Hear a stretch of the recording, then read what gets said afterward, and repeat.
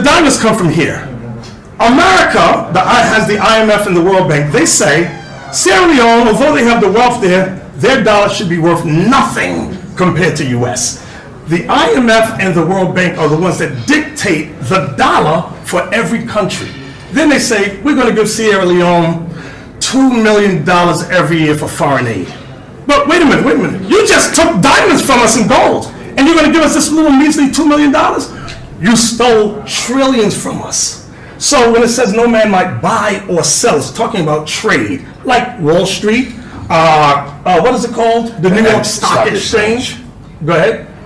And that no man might buy or sell, save he that had the mark, or the name of the beast, or the number of his name. You have to be following America's policies along with Europe in order to get into that system. In 1453, Pope Alexander VI of Rome had Leonardo da Vinci paint his son, Caesar Borgia, as the new Renaissance Jesus. That's the worldwide image you see. Now, slavery. When they brought us on the other side of the world, from here, by the way, how did we start to worship that image? Did we just walk by in our chains and go, hey, I like that white image, I think I'll pray to it? No. They said, bow down and worship. We said, no. They said, whoosh, and whipped us. And if we didn't, they started with the men. Kill him, kill him, kill him. Then put fear in the rest of us, and we started to worship. That's history. That is our history.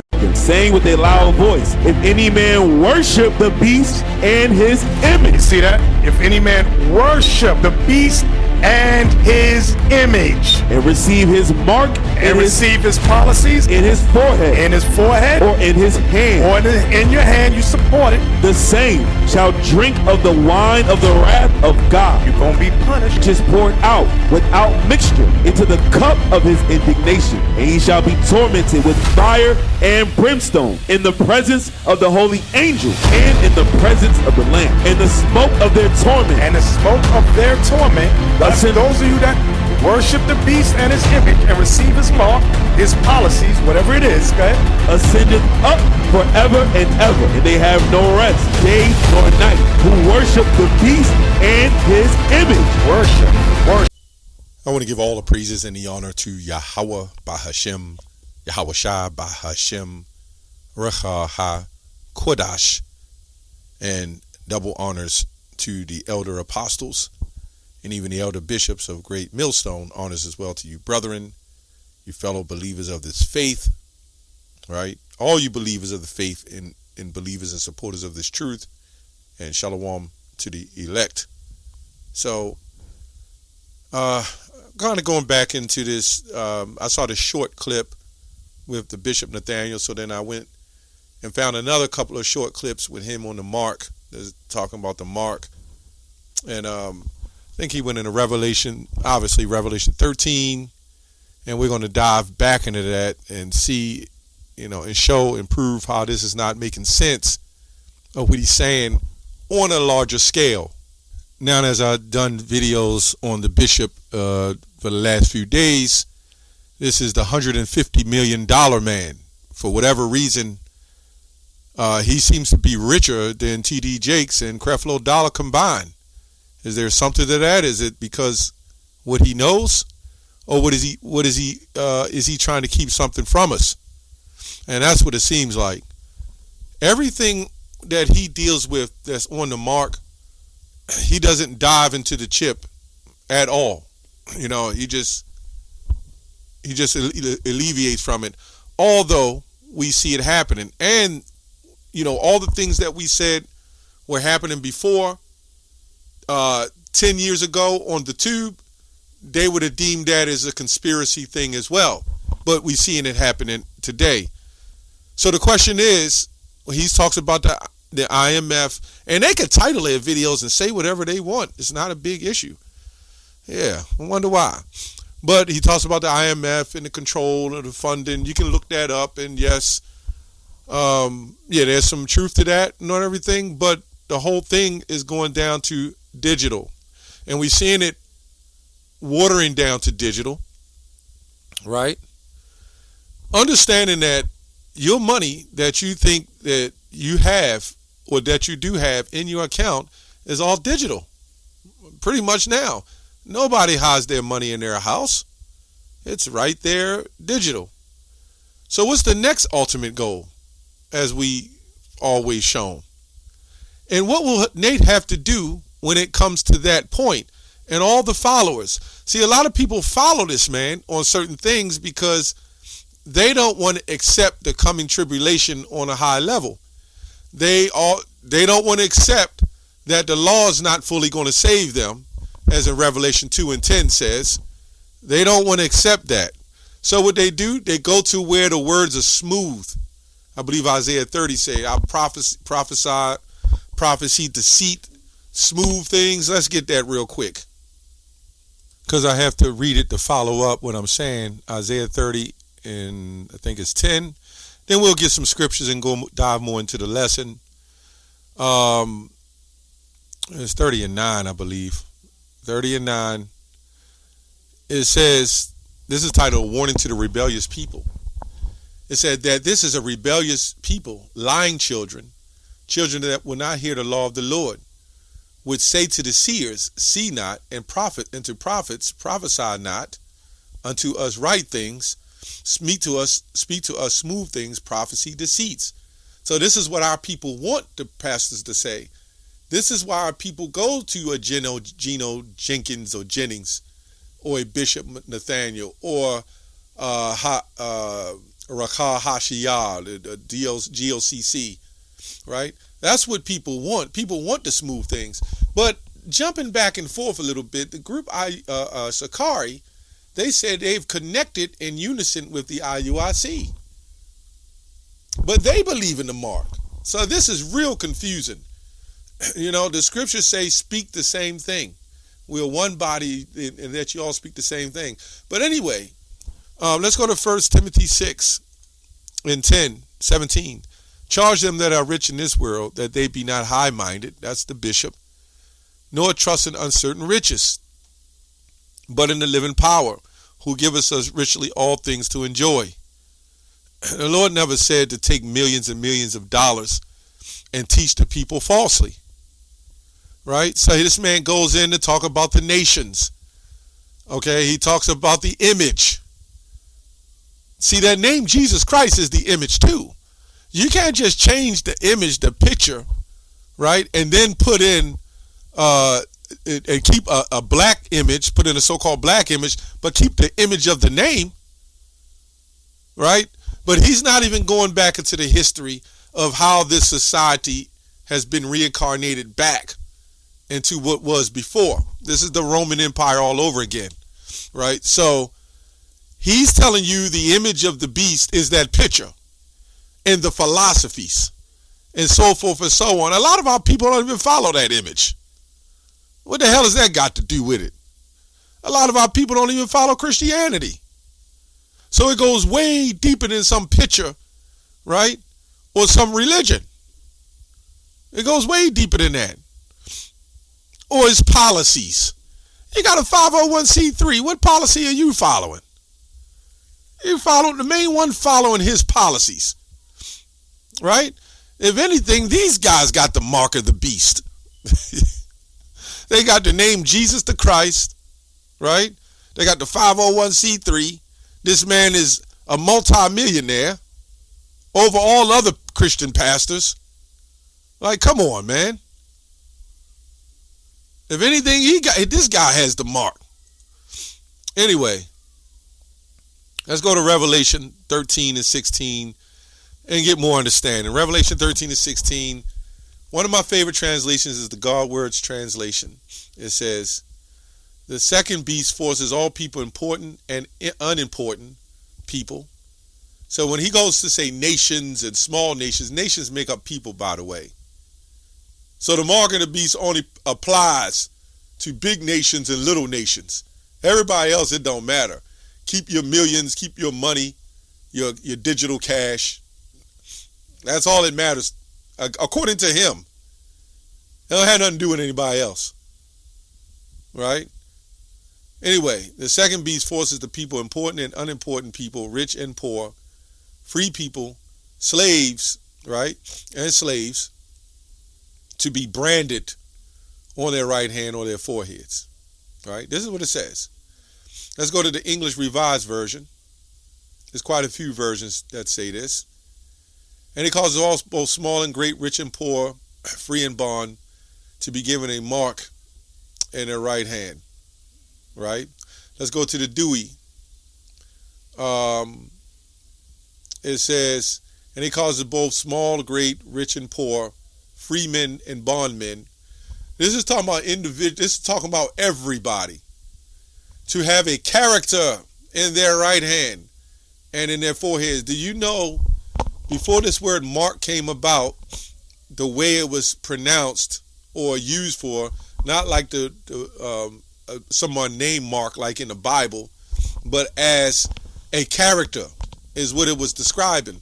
So when you go into the older Bibles, it actually says character. Now, when you look up the word character, kind of like when you see like a cartoon character, this is why it goes to the word karoxen, right? Which means an engravement. That's why it means that. So let's see what character means. It says character, symbol, marked or branded on the body. Now, wait a minute. We hear the term that this man is a character, right? How it changed over the years. Or this character, like when you take a writing and you draw, when they teach you when you're a child, or your mother, whoever, teach you how to write and draw, you're actually making characters. When the Hebrew alphabet, and wherever you learn languages, the regular alphabet, you're actually making characters, right? It says a symbol or drawing, and this says used in sorcery, okay? This is online etymology, okay? It says also a symbol of an imprint on the soul, instrument of making from karoxen or karox, to engrave karox, a pointed stake. Now it's wild because when Yahushua came here, he got stuck, and when that happened to him with the stake, right? And he became spiritual, and this is what he's telling us to do, right? We've been screwed up, stuck with the stake, so to speak, and now we must become spiritual. So now if we become spiritual, you can't go back to fleshly, right? So now that you're in the spirit, you cast off the old man of the flesh. Now you've come to the spirit. When you accept this thing, you're going back to the flesh, right? And you're not meat for the kingdom, right? You're meant for destruction, okay? Until you come back and wake with contempt. Basically, that's it. It means to engrave. That's what it means. So when we roll over here to the blue letter, it says mark, the word mark, that no man might buy and sell.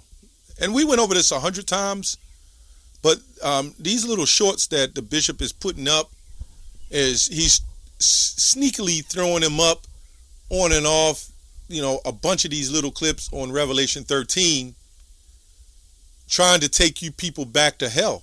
To destruction, right? It says a stamp imprinted, mark on the forehead, right hand, badge of the anti-Messiah, branded upon horses. This is the thing when you get one word and it means so many different things. But it's ironic that this word that's meaning all these different things have nothing to do with like what Revelation 16 and 17 says. Mark them that cause division. Or Ezekiel 9. Set a mark on them that sigh and cry. These are different marks, right? Homophones or homeographs. They spell the same, but they're different in meaning.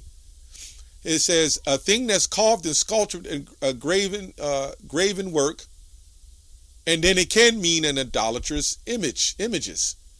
And this is where they go and they get the stumbling blocks and say, okay, this mark is talking about the images. They went to the last translation according to this word. But as we said, how do you get images? You make them, you engrave them. right? But then we go down to the Strongs. Says it goes to charagma. It says G5482, a scratch or etching stamp, right? A sculptured figure. So we can see that this thing is clearly physical. All you people that don't want to accept it is what I read in Isaiah 30:9. It's just the smooth words. You don't want to see the truth in front of your face. And I think that bothers you, to see the truth in front of your face. I also say a pale stake. This is what the word karox mean. A pale stake, palisade. Let me see what that word means. Let's see what palisade means. I'm not sure. This is the first time looking this up. See what it means here. It says a palisade. I think it's a car named a Palisade. A fence stake, especially for defense. A strong stake pointed to the top and set close to others as a defense. So you can clearly see this has nothing to do with big nations and little nations. And it will have an effect on them as well. But this is an effect on everyone. This is why when it says all men, small, great, rich, and poor. Why the hell wouldn't everybody be involved in that? That's another thing that's not making sense. Why would just certain nations be involved in that and not everybody? And then he goes on to say, anyone who follows the images of Christianity, right, and follow what they believe. So you mean to tell me you ain't going to be able to buy, sell, or trade because you following the image of Jesus Christ? Does that make any sense? Could I not just say, okay, so how's this going to work? You're going to go up to the store and they're going to say, well, wait a minute. You can't come in here unless you follow Jesus Christ. You know how many atheists would all of a sudden believe in Jesus Christ before they go into the store to buy and sell, or before they go in the bank? So there would have to be something in place as a badge of honor to be able to accept something like that. There would have to be some tag or something to say, you got to prove to us that this is the case. They don't even give you good credit unless you can prove it. You don't you don't get paid unless you work. There's no way that you're going to say, okay, how do you accept the badge of the anti-messiahs with the S? How do you prove, right, that you're for the system in order to buy, sell, or trade, or eat? There has to be something in place for you to be able to prove that. And this is what I would ask them. You can't clearly put it on an image. You can't clearly say, because I follow Jesus Christ. And if you say Christianity, how would that stop you from going in the store and buying and selling? People can clearly say, okay, I'll believe what you have to say, just to believe it. But there has to be something in place to prove this is what you're about. After all, we got Social Security cards. You got to get to drive. You need to have proof of a driver's license. You just can't say, I know how to drive. Get me in a car and drive. No, you have to be able to prove that. And this is what we're saying. The MOTB, that's the proof. That's the identifier to say, yes, I'm down for this. You're not even going to be able to get medical attention. How would you get medical attention? By believing in the white Jesus. The people that run the world don't even believe in white Jesus. Come on, man. You got to do better than that. Anyway, that's all I have on that. Shalom.